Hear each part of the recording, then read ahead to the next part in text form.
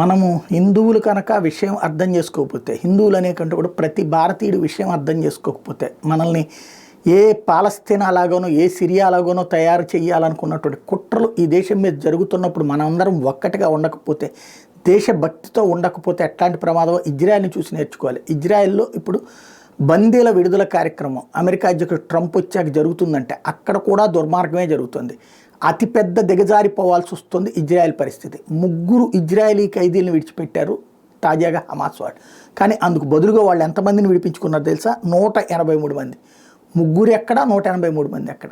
ముగ్గురికి 3 అనినో లేకపోతే ముగ్గురికి 6 అన్నో 9 మందో అడిగారంటే అర్థం ఉంటుంది. కానీ 183 మంది అంటే 183 మంది తీవ్రవాదులు, హమాస్ తీవ్రవాదులు ఇజ్రాయెల్ జైళ్ళ నుండి బయటికి వెళ్ళారు.